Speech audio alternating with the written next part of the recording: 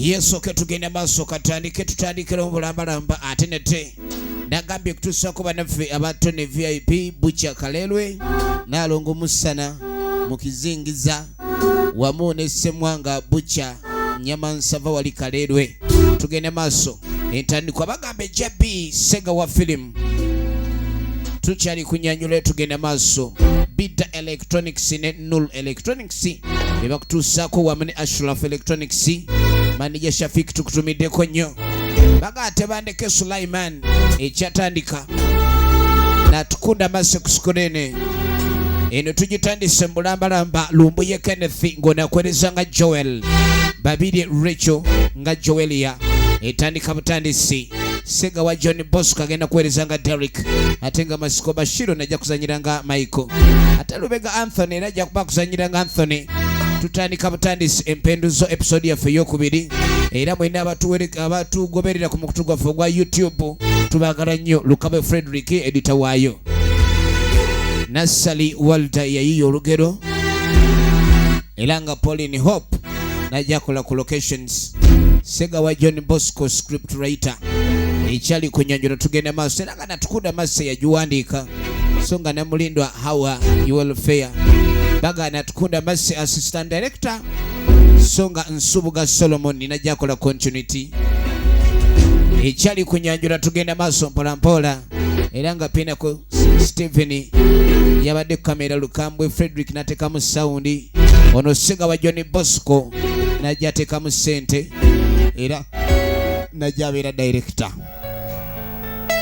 tuli ku episode yaffe ey'okubiri tugenda maaso naye nga jjukira tugenza okufundikira akatundu kaffe akasooka mu kaseera kano waliwo taata yali akwate kuba okulaikani yakomawo naye omanyi nti taata okwate kuba okudda ewaka nga mutamiivu nnyo abaana tebakyalina kyakulya okujjako okweyanika musana kati babeera musana balinga nswaswa obulamu bwe buto bwe bwali buli ye taata yasalawo okukola ekintu kimu abe nga yenywera akenge ke kubanga akenge kano buli wookanywa ate kukagenda maaso ne kakwerabiza ebizibu omulengera atandise n'okufuna amawala mu mutwe agalinga emmandule gumwokezza mwenge gwokya mwenge ssebo nno muliro gwennyini kati abaana ewaka wootandikira okuddeka nga tebakyakuwa kitiibwa okuggyako okugeya kye bakola kati ng'asooka ayita maama waabwe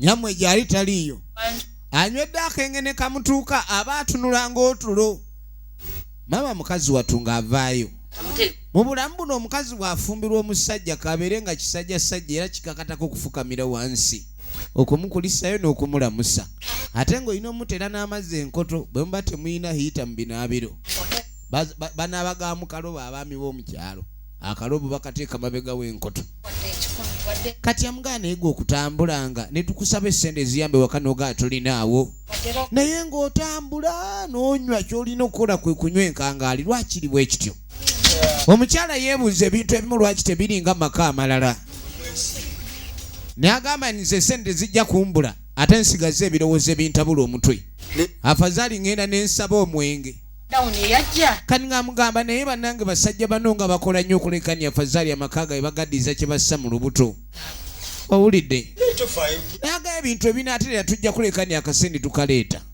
okimanyi bulungi emirimu gavumenti yagisiba okuva obulwadde we bwajja afazaali bo mu katale abakola mu butale balina bye basobola ogenda maaso n'okulekani bayeeza ebiseera ebyo abaali bakolanga mu butale baayiyanga bagendanga ne basuubula emmere ne bagitunda mu butale ne bafisaawo ke balyako kati bo abasajja ebiseera ebyo bo obuvunaanyizibwa bwabagwerako ddala yamuga atonziza mu ebyo jjayo akalobo oba katokose njira amazzi mu baafu naabe manya mandula etuuyanya ekutuyanya amasavu n'ebibumba byonna ozanya n'okuzanya efirimu yaffe egenda maaso jjukira twagala kubanga tumanya wajja biggwera ng'okimanyi nti enjala eruma abantu bannange mu lockdown omwo ebiseera bya outbreak kyali kirala nnyo nga n'emmere ey'okulya okudiibuuda tebakyesiiga bizibaga abaana b'obola nga tebakyesiiga ddala ku kizigo era kye baakolanga kwe kulayika ne bakola kibamera obutulututu embalabe zaabaluma. Ekitole kya sabbuuni kigula emmere ya wiiki obadde okimanyi.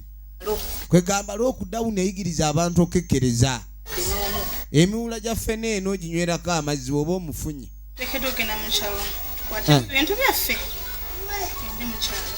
Era abaana bano ab'obuwala abaali basire queen nga tolina gw'osireyinga baba n'embuto bonna ziba fantami. Kakati bwe tuva eyo ne tujja tudde wa musajja mukulu Ssaalongo. Kati atambula agenda mu katale. Kani nga mugamu nange mbadde nzijjawo oluvannyuma okugiraba akatale sikusanze. Abadde alina ensonga gy'addaagala omugamba. Kani nga muno amulamusaako. Mwebale tukola. Namugamba nti munange tuna gyetwagala okwebuuzaako embeera eri wano si nnungi. Omanyi mutabani wange ono abadde musomesa wa sekendule.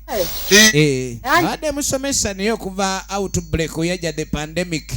Global pandemic. Corona yamuzizza mu kyalo ne famire. Ebyalandi road bo banaamunnyonnyola. Kani nga mugamba twagala kutandikawo mulimu naffe oba tugira tutundako mu katale. Nga mugamba akatale kali awo. Olina ayisaawo ennaku mmeka. Nga mugamba naye we bakuwandiisa mu katale okukoleramu. Okola leero n'oddamu okola ennaku nnya luvannyuma endala. Oba tokola buli lunaku. Kati bw'ogula emmere yo oba nsujju ng'ezo bw'ozitundako nnya oba oguze 10 endala n'ozitunda oluvannyuma lw'ennaku nnya kubanga batunda mpalo. Ono bw'atunda leero enkya tatunda enkya baba batunda abalala. Katonda watu. Uganda. Ebintu ebito ebyali kwegamba balina okulabika kandi bagobera SOPs. Wangono. Njaku. Ebyo byonna gavumenti byaleeragidde abatunda mu katale mubeere nga mutundamu mpalo temutunda mu kirindi omujjuzo nga balina okugusala. Kakano yaga kasooke tube nga tweyongerayo. Nja kuba nkubuulira ekinaddirira. Wakati okubani munnange tukyetaaga eddala okulabika nti tuyambibwa. Kaakano oluvannyuma embeera teyina gwe taatawaanya. Buli muntu embeera yamukuba. Buli omu kale yamusabula bubwe. Embeera ekuba n'ekujja mu biro n'ekukyusa n'ekuzoleya embeera kwegamba buli omu yamukubanga bubwe. Efirimu yaffe negenda maaso era twagala tube nga tumanya ludda gye bigwera. Kati Makubu yanywa ekibanga ne kimukutula ebikondo. Omulengera atambula nga ali ku mudigido. Waya ziba zivuddeko kati ekibanga kiba kyakulega enkizi. Ennyingo zibanga ezaafa. Otambula nga awalampa jambula.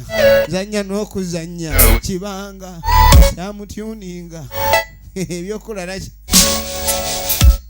mukulu mpaka nyama musiraamu manyi muddu wa Allah baba n'ekisa sokukwatako akajjo amuwa akajjo muba bwasuzeewo kale naye omulala olina olukusa oluwulira ebiwooma ebyajjo ebyasuze olina lukusa kufuna mukkuto kati wonna woogujje kibanga laba kyekyamukola bamukazaako li omulala omudigize atambula adigida kibanga kiri baba kikunyoola. Kati ate bw'amala ofuna akanyama abalina okunoonya abatunda soda abayaye bamusaba abo abalalu. Kaaka tugenda okuddako ew'omuzeeyi nga munange kasente kaffe kano mbadde nfubye embe nga nkaleeta keeko omugomu ekitundu mu 5 gwe mbadde oba mumanja mu kitabo kati ate mbadde njagala onnyambe akawunga ompeyo kakiro balyeko abazukulu bali bubi abazzukulu balyeko eyo bayitirivu bwe bati simanyi na bwe mbazza ya rabbi asasudde ebbanja nayongera ebbanja plus ebbanja yikoze ebbanja neyanzizza wano kyokoze kinyambidde ddala oziwandiika zino sente nazo teweerabira mu kitabo kuba kisasula mangu sajja ono bannange bizinensi yange agitambuliza mabanja leero nze ngenda kukola ntya ebiseera ebyensi yafuuka y'amabanja nnyo abantu ku street enguudo nkalu tebakyatambula buli wamu embeera nerabika okuba niyo bwetyo bweri okuva etava ku ssomero kaakano mu kaseera kano baatuggalawo Mama kati ndi muvubuka mpu. Ebintu bitabuse musajja mukulu. Sente musa. Ayagala kulabikani abako engeri gyayeeya. Ngende lukubo njivuge. Wakati mvuge bifuuzi babwe abikeze kola ki. Mvuge bifuuzi. Kati omutabani ono yasaba maama we abenga amuwa piki eno. Jukira ajati ono ajati zalimuna yagenda n'abeera nga piki yagigabira omukozi naye ng'omukozi akola zabuwe. Sente atwala mu bibaala n'ayambala n'anyirira abakyala ne bamugoberera neerabira nannyini piki yassaamu kati yagimuggyako. Kati omwana engeri gy'atakyasoma ayagala maama amuwe piki kubanga pulezidenti yali alagidde ndi ababooda babe nga basobola ogenda maaso n'okuvuga piki naye nga bavuga bifuluusi nga tebeetikka bantu. Piki eyo tot. Awo wonna baali bagenda maaso n'okuleka ne bagoberera meeza zeezo. Naga munange mwana wange njagala nkubuulire ebintu bino si byangu. Sandyagadde obe ng'otwala piki eyo ate otandika ogivugirako abantu bakwate ne piki baginywezi okugya omuntu sente endala n'okugya piki sente endala. Kale maama yakkiriza kubanga baali ekyamazima beeta kuleka ne bafuna ekyokulya ate babanga tebalina muntu abakolerera balina kukikola batya. Efirimu egenda maaso. Kaakano omanyi ekyaddirira tugenda okudda maka g'omugagga gweyoze manyira bannange. Taata agenda okwetegereza abaana balinga obukoko byano simanyi balwana nga abaana b'enjala. Maama agenda okulira nze kindeka nzita nsisa mugongo enkiza nziyuziza. Ani ayuza enkizi za munne? Kiri kyali akawunga n'ebijanjalo kirina amaanyi. Ankubye nanzo nampulira nkoze enkizi. Bannaye mubadde ki? Ono anjiridde amazzi lwaki amansuliza wulira ebibakayanya. Lwaki anjira amazzi? Lwaki mugenda maaso n'okulwanagana nga muli balugana? Taata tabitegeera. Omanye ebyokubeerako ewaka abasajja ebiseera bwe baabeerangako nnyo ewaka. Owulidde kweganga omulimu balina gumu gwakutoolako tewaali kirala. Kali yasooka abaana bano ekibalwanya tekitegeerekeka bitaliimu. Maama yabatereeza era nyammwe yanaabasobola. Taata alengera baana nabo engoye ne mulembe guno baana kwambala ate nja kikuba gala kulwana nga maama tannavaawo yakamala obbataasa kati ate baagala kuddamu kulwana. Taata asobeddwa asiiba mu nju teri mirimu. Kale naye afazaali mugagga naye waliwo abakaaba. Mu mbeera y'abantu baalyanga ssebo ku kalo ne muwogo yafuukako emmere kawunga ka muwogo kaba kalungi nnyo ng'oyo yezza kuye ne wekajja nga yeeriwo oba obuganya n'empunu. Kati engali taata gyali ewaka niye musajja takyagala byakukola era emirimu tewali mukazi watu yayiiya. Genda otambuze ebitaffe eri ebyo. Nange maama tuva ku luzzi otutuma jangu. Leka omwana muleke nze mukuume. Embeera yakuyiiya ate munadda mulinde zenkoza mugende mutambuze ennyaanya. Kano weddako ekituze omwana maama n'akakwasa ennyanja tuddanga teziweddeewo. Kitamwe takyakola ekiriwo kyawala gigwe yeesigamyeko. Kano olw'ensonga emu naaba temugenze maaso na kulwanirira maka ebintu bijja kubeera bibisi birungi. Kale ono agenda okujja aba ava mu mitambulo ne bamuyita kati nga mugagenda otambuza ovakkedo gwate oli wa bitaffe eri omulala wa nnyaanya ono w'ovakkedo byonna biwala bya maama ate bikyasoma. Ne bannange maama naye kati ojja kundabisa manyi abaana bagala balabisa bano. Ogenda otunda ovakkedo oba ojja mulamusa kati yamugamba tambula n'omunnyo. Oli ayinza okulabika ndi ayagala kyakuliira omanyi ovakkedo oyo ssebo naye waatudde mu lubuto awo aba atuddewo. Kadi yamugamba munnange awo wava akasimbi nammwe temumanyi bulijjo bitabo byammwe ebiva kati mujja kikakasa. Yabaga bulijjo mwebuuza ebitabo byammwe gye biva ono yatandikira wano otungula itaferi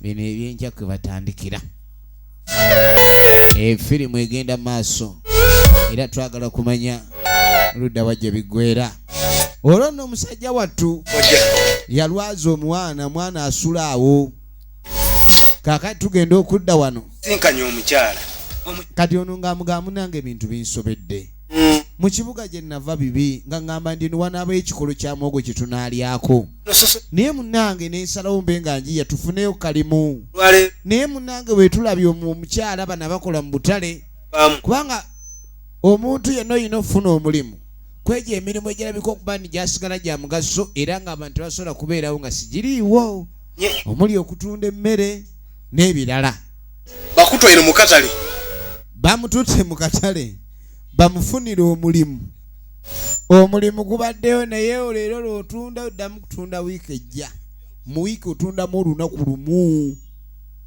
oli obwe waisa kamuli katonda watu woli jokwati okocha kuba abazaire baliyo balina abaana be benda kuba tubakola ki tibabakokinga kati ng'amugamba basinga oba bagenze ekamuli Abavanvu abazadde abasinga ebiseera ebyo baali baagala abasomesa abaana baabwe mu mbeera eyo babenga obwongo tebukola kitebuvunda amagulu wonodda wano okunoonya emirimu bwe gityo owedde